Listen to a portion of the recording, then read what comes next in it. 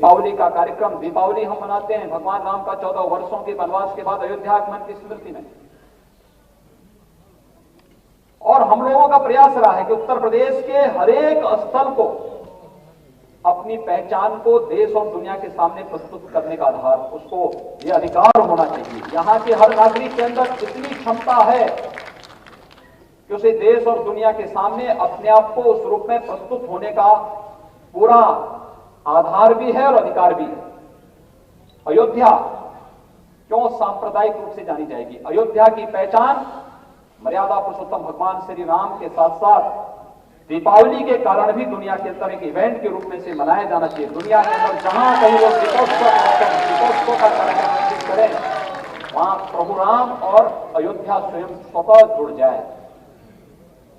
तो उस कार्यक्रम में यह हुआ कि भाई राम कहां कहां गए दुनिया के अंदर, कहां कहां पे राम की स्मृतियां जीवित हैं, उन देशों की रामलीलाओं को यहां बुलाओ। हर वर्ष हम बुलाते हैं। इंडोनेशिया की रामलीला भी आई और इंडोनेशिया के जो रामलीला के पात्र थे, अयोध्या में मैंने उनकी रामलीला को देखा। फिर मैं वापस जब लखनऊ आया तो मैंने उन सभी कलाकारों को फिर लखनऊ में मुख्यमंत्री आवास में बुलाया था। मैंने कहा उनका सम्मान होना चाहिए, सम्मान के लिए उनको बुलाया गया। और जब उनको बुलाया गया तो मैं देख के ताज्जुब कर रहा था, जितने भी कलाकार थे सभी मुस्लिम थे। यानी जो राम का पात्र बना हुआ था, जो हनुमान बने हुए थे, जो सीता बनी हुई थी, सभी पात्र मुस्लिम थे। तो मैंने उन लोगों से कहा, मैंने कहा भाई आप मुस्लिम होने के बावजूद भी आप रामलीला करते हैं, आप राम बने थे, आप सीता बने थी, या आप हनुमान बने थे? उन्होंने कहा हाँ बने थे, हमारे यहाँ राम को बड़ी श्रद्धा के साथ लोग सम्मान करते। मैंने कहा अगर भारत के अंदर कोई बंदा तो फतवा जारी हो गया होता।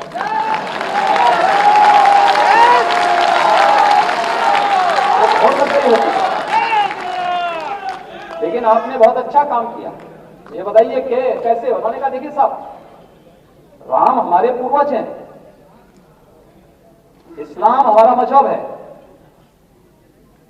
मजहब व्यक्ति देश काल और परिस्थिति के अनुसार बदलता है, पूर्वज नहीं बदल सकता है। पूर्वज हमेशा वही हमारा जो लहू है यह राम की परंपरा का है और इसलिए हम अपने पूर्वज नहीं बदल सकते हैं। और कहा यह आज से नहीं, हमारे यहां तो जो हमारा एयरलाइंस है उसका नाम ही हमने गरुड़ रखा हुआ है। हमारे यहां तो मुद्रा चलती है, करेंसी जो है वो गणेश जी के नाम पर है। हमारे यहां जितने नाम हैं वे सभी विशुद्ध संस्कृतनिष्ठ नाम हैं। कहा कि कोई हमें राम से अलग नहीं कर सकता है। क्या भाव है? इन भावों को पहचानने का प्रयास इस देश के अंदर वामपंथियों ने और सोशलिस्टों ने किया होता तो संभवतः देश के प्रति विश्वासघात करने और देश के प्रति नमक हरामी करने का अवसर इनको कभी नहीं मिला। मुझे लगता है कि देश की जनता को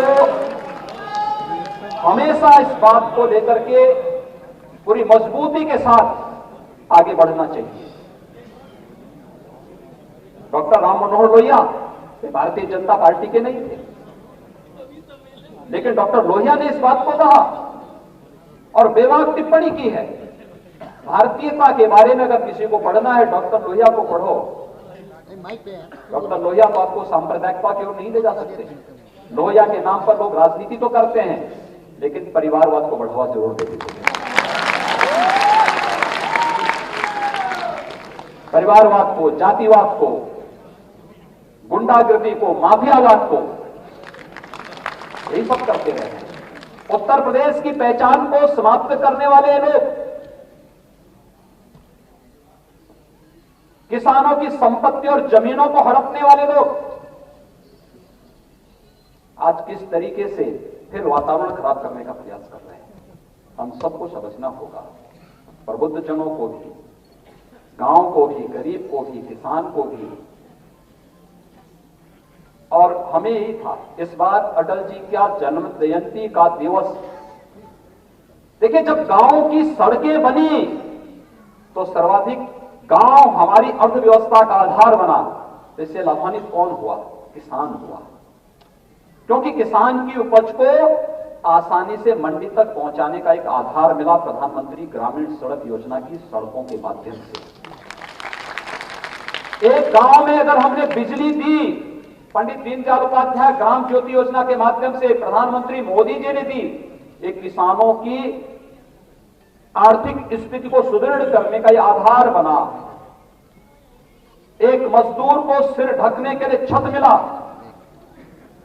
एक गरीब को खुले में शौच से मुक्ति देकर के जहां नारी गरिमा के सम्मान की रक्षा करने का काम प्रधानमंत्री मोदी जी ने किया, वहीं साथ ही साथ उसे तमाम प्रकार की बीमारियों से भी मुक्ति दिलाई। भाइयों बहनों, आप लखनऊ में रहते हैं, लखनऊ से कुछ ही यानी 50 किलोमीटर आप पूरब की तरफ चले जाइए, पूर्व और उत्तर की तरफ चले जाइए, 50 से 75 किलोमीटर के बाद जो क्षेत्र पड़ता है, ये पिछले 40 वर्षों से इंसेफ्लाइटिस की चपेट में आता था। और यहां से लेकर के कुशीनगर तक, बिहार बॉर्डर तक, ये पूरा क्षेत्र प्रतिवर्ष 1977 से लेकर के 2017 तक प्रतिवर्ष 1200 से लेकर 1500 मौतें इस क्षेत्र में होती थी। स्वच्छ भारत मिशन के कारण प्रधानमंत्री मोदी जी के द्वारा स्वच्छ भारत मिशन का जो शुभारंभ किया गया था, इसका परिणाम है उत्तर प्रदेश सरकार ने इस पूरे कार्यक्रम को एक एक घर तक, एक एक गांव तक पहुंचाया। उसका परिणाम क्या है? 95% मौतों को हम लोगों ने नियंत्रित कर दिया। मौतें 95% समाप्त हो गई। एक एक योजना को गांव के लिए, गरीब के लिए, किसान के लिए, नौजवान के लिए, महिलाओं के स्वावलंबन के साथ जोड़ करके कार्यक्रम को आगे बढ़ाया गया, क्योंकि हमने किसी को जातीय नजरिए से नहीं देखा, किसी को पारिवारिक नजरिए से नहीं देखा। ये मेरा है, ये पराया है, इस भाव से नहीं देखा। ये हिंदू है, ये मुसलमान है, इस भाव से नहीं देखा। उत्तर प्रदेश में मुस्लिम आबादी 17%, लेकिन उत्तर प्रदेश में योजनाओं का लाभ अगर मुस्लिम आबादी ने लिया हो, 30% मुस्लिम आबादी ने इस योजनाओं का लाभ लिया उत्तर प्रदेश की योजनाओं में। और ये जितनी भी कल्याणकारी योजनाएं मोदी जी ने प्रारंभ की, तो फिर कहां से भेदभाव की बात आ जाती है? हमने तो कहीं नहीं भेदभाव किया। हर प्रकार की योजनाओं का लाभ एक एक व्यक्ति तक ईमानदारी के साथ प्रारंभ करने का, देने का प्रयास हुआ। और भाइयों बहनों, वही कारण है कि जनता ने उसी विश्वास के साथ, उसी श्रद्धा के साथ मोदी जी को अपना समर्थन भी दिया, अपना आशीर्वाद भी दिया।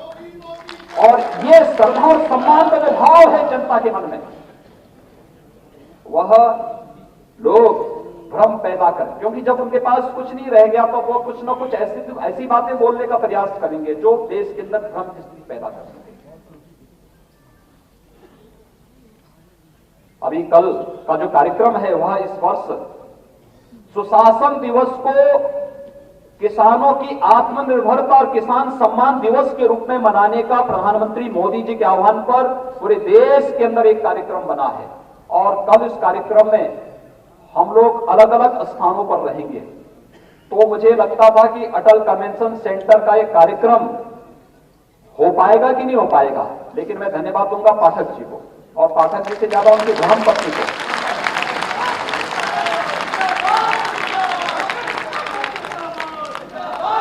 क्योंकि मुझे लगता है कि पाठक जी तो भाई नेता आदमी हैं।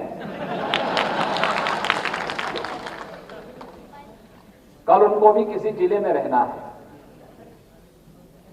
तो ये तो किसी भी जगह कार्यक्रम में शामिल हो सकते हैं, लेकिन उनकी पत्नी ने उनको प्रेरणा दी, उन्होंने अटल जी की स्मृति में इतना भव्य कार्यक्रम यहाँ पे आयोजित कर दिया। और कुछ है श्रद्धा का भाव,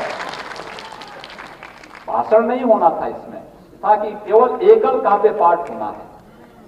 और मैंने भी पाठक जी से कहा, मैंने कहा देखिए मैं केवल 1 घंटे के लिए किसी प्रकार से समय इधर उधर से निकाल के आऊंगा, एक एकल काव्य पाठ में अगर रखेंगे तो अच्छा होगा। होता क्या है कि जब ज्यादा कवि आ जाते हैं तो कभी कभी तो होता है कि किसी को समय मिलता है, किसी को नहीं मिलता है। एक के लिए आप रुकें और दूसरे के लिए निकल जाए तो उसी में लोग अपने 10 अर्थ निकाल लेते हैं।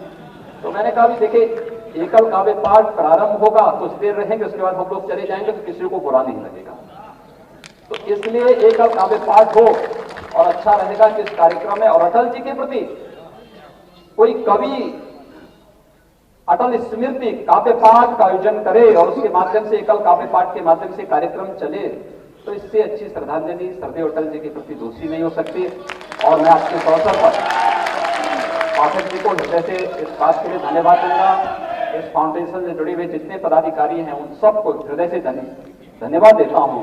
और मैं सरदेव अटल जी को उनकी जन्म जयंती की पूर्व संध्या पर आयोजित इस कार्यक्रम में एक बार फिर से उनकी स्मृतियों को नमन करते हुए उन्हें प्रदेशवासियों की ओर से विनम्र श्रद्धांजलि अर्पित करते हुए हम लोग सरदेव अटल जी के उन आदर्शों और मूल्यों के प्रति सदैव पूरी प्रतिबद्धता के साथ कार्य करेंगे जिसके लिए सार्वजनिक जीवन में हम सब आए हैं, और पूरे विश्वास के साथ उस मिशन को आगे बढ़ाएंगे। आप सबको इस कार्यक्रम में सहभागी बनने के लिए हृदय से धन्यवाद, और विश्वास करूंगा कि आप सभी इस काव्य पाठ का आनंद लेंगे और सरदेव अटल जी के प्रति अपनी श्रद्धांजलि व्यक्त करेंगे। आप सबके प्रति मेरी शुभकामनाएं। धन्यवाद।